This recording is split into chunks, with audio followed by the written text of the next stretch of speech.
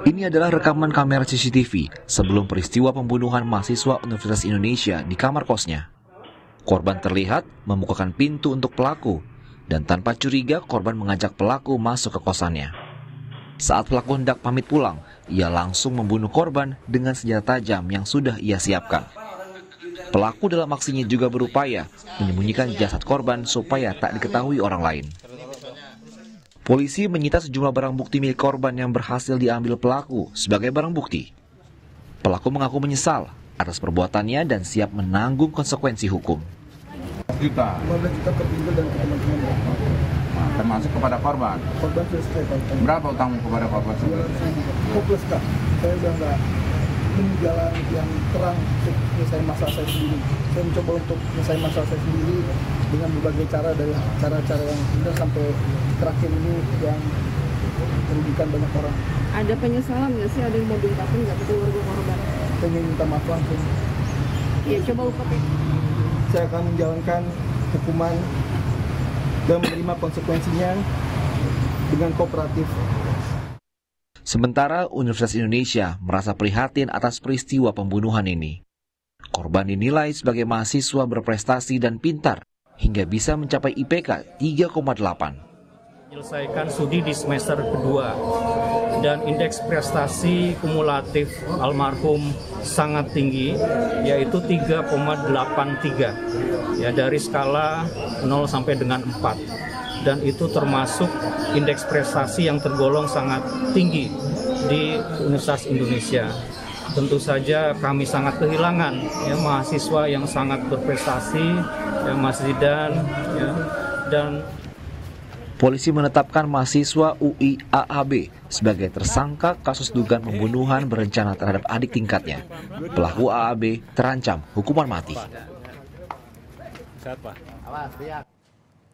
Lebih lengkap soal kasus ini kita terhubung dengan ayah Zidan, mahasiswa UI yang dibunuh seniornya, Bapak Sohibi Arif. Assalamualaikum Pak Sohibi, selamat sore Pak.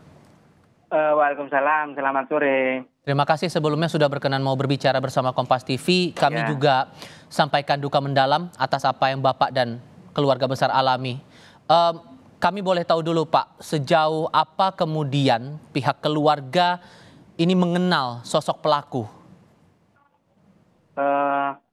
Saya tidak pernah mengenal, soalnya anak saya tidak pernah cerita dengan pelaku itu. Yang saya tahu adalah teman yang setingkat, sejurusan, setingkat semesternya. Satu angkatan begitu Pak? Iya, satu angkatan, maksudnya seperti itu. Lah kalau misalkan yang ini, orang yang barusan ini, baru saya tahu dari anak saya. Soalnya anak saya tidak pernah cerita tentang mahasiswa yang semester 6 ini. Tidak pernah. Oke. Itu yang saya ketahui. Iya. Termasuk spesifik soal pelaku ini juga tidak pernah diceritakan sebelumnya ya Pak? Tidak pernah. Soalnya anak saya itu ya biasanya ke orang lain itu tidak memiliki rasa negatif thinking, selalu baik. Padahal di luar sana itu banyak orang jahat. Itu mungkin anak saya kurang sosialisasi, kurang komunikasi dengan orang lain sehingga dikiranya orang itu baik semua. Itu kalau menurut pendapat saya, memang anak saya itu baik sekali sifatnya, pendiam, ramah ke orang lah. Ketemu orang yang jahat seperti ini anak saya tidak tahu. Mungkin kurang informasi dari saya, kurang begitu. Kalau misalnya seperti itu, Pak. Artinya memang sosok almarhum ini punya banyak teman begitu ya, Pak ya? Iya. Semua teman-temannya pasti suka dengan anak saya. Oke. Dengan Zidan, iya. Suka cerita nggak sih Pak almarhum ini tentang teman-temannya, mungkin bentuk pergaulannya seperti apa, kebiasaan sehari-hari bagaimana? Sempat cerita soal itu Pak? Kalau ke teman-teman yang seangkatan sering, soalnya dia kadang ke temannya Alif, kadang-kadang dia main ke kosannya, setelah itu main ke rumah si Alif ini, kadang ke rumah Rafa, begitu. Tapi ini biasanya tidak sendirian, kadang bertiga gitu, nginep ke temannya gitu, seperti itu. Tapi kalau yang ini, orang yang jahat, yang ini yang baru saya kenali, tidak pernah. Anak saya tidak pernah cerita. Baru kali ini saya tahunya kalau dia memiliki teman yang sudah semester 6. Itu yang saya tahu dari saya.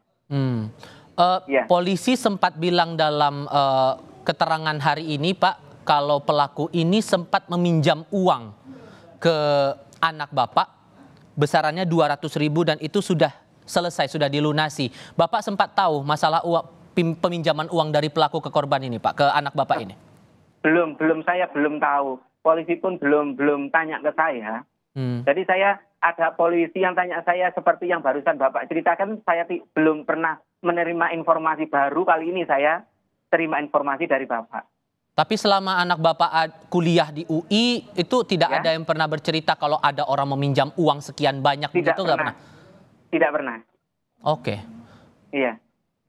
Terakhir kali kan dalam laporan polisi disampaikan coba dikomunikasikan pihak keluarga ke Zidan ini hari Rabu malam, tapi tidak ada respon lebih lanjut. Tapi yang betul-betul terakhir kali komunikasi dengan Zidan yang akhirnya direspon oleh Zidan langsung itu terakhir kali kapan ya Pak? Begini, pada saat Rabu pagi anak saya, adiknya Zidan, itu sudah kontek-kontekan, sudah hubungan lewat chat, masih bisa direspon oleh Zidan. Terus terakhir kali dengan teman yang seangkatan, yang seangkatan dengan Zidan, dia responnya yang saya tahu sampai jam 4 sore. Terus setelah itu saya setiap habis sholat maghrib biasanya saya selalu tanya-tanya ke Zidan, kondisinya bagaimana, kabarnya bagaimana. Lah Rabu ini setelah maghrib saya sudah tidak bisa komunikasi, artinya HP-nya Zidan ini sudah tidak aktif lagi sejak Rabu itu. Akhirnya saya memiliki perasaan yang kurang enak, Akhirnya saya menyuruh istri saya coba dihubungi saudara saya yang ada di Jakarta, tapi istri saya kan ada saudaranya kan masih kerja, dikiranya takut ganggu, akhirnya ditunggu besok lagi.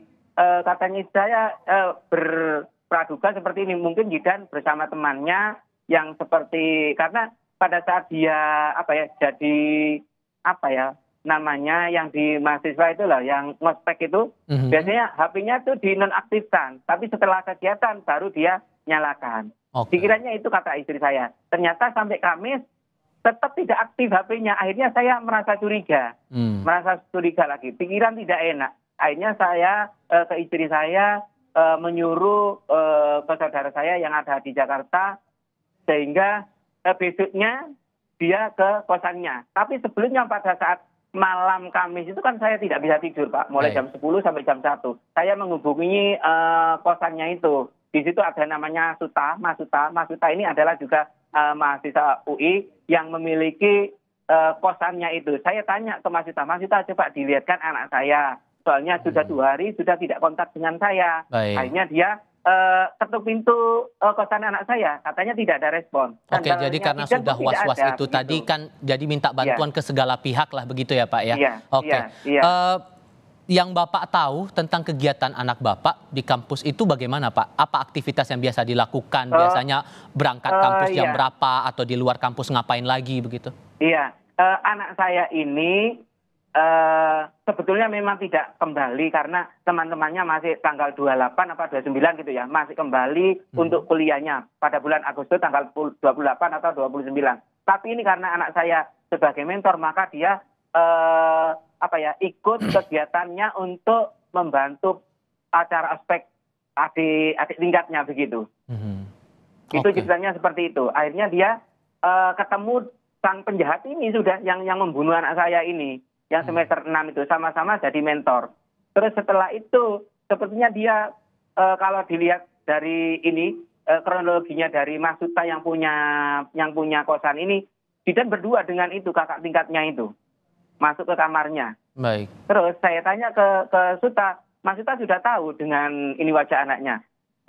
Saya tidak tahu Pak, loh saya jadi curiga kalau Mas Suta tidak tahu, apa bekerja sama tidak Pak gitu. Tapi saya masih sempat merasa curiga dengan Suta ini. Soalnya pada malamnya Pak, setelah pintu dibuka ini seharusnya kan Suta tahu keadaan kamar anak saya berantakan semua. Ternyata paginya berantakan semua. Di bawahnya kolong kasur itu ternyata ada anak saya yang sudah masuk di dalam plastik itu. Seharusnya dia tahu sebagai yang pemilik kosan. Seharusnya tahu dia. Baik. Jadi sudah sempat komunikasi dengan pelaku begitu ya Pak ya? Kalau pelakunya yang penjahat maksudnya belum saya. Iya, belum. Oke. Belum pernah. Oke. Tadi di hadapan media, Pak, Ya. pelaku ini sudah menyatakan penyesalan, menyampaikan permintaan maaf langsung kepada keluarga. Dari permintaan maaf itu? Iya. Pak, kalau menurut saya itu tidak boleh menyesal. Karena kenapa? Dia sudah merencanakan dari jauh. Saya tidak terima seperti itu. Dia harus mati. Karena anak saya kehilangan nyawa, dia harus mati dengan segera mungkin. Atau perlu kalau ditembak langsung mati. Itu yang saya inginkan dari dia. Jadi apa harapan Bapak mewakili keluarga untuk proses hukum yang sedang berjalan ini, Pak? Ya, saya menyerahkan ke pihak yang berwajib. Segera si penjahat ini dihukum mati atau kalau perlu langsung ditembak hari ini juga. Tanpa basa-basi. Itu kalau menurut saya. Itu pendapat saya yang harus saya sampaikan. Karena saya tidak terima anak saya seperti itu. Itu karena sudah ini keterlaluan, biadab sekali itu. Apalagi sebagai mahasiswa UI lagi, mahasiswa terbesar di dunia, di Indonesia. Sebenarnya tidak memiliki sifat yang seperti itu. Itu kan sikap biadab kalau menurut saya. Tidak boleh ada mahasiswa yang memiliki sifat seperti itu. Itu harus dihancurkan di UI. Baik. Kami sekali lagi menyampaikan rasa bela sungkawa mewakili Kompas TV kepada Bapak dan juga keluarga besar. Terima kasih sekali lagi ya Pak sudah mau berbicara bersama kami. Assalamualaikum Pak.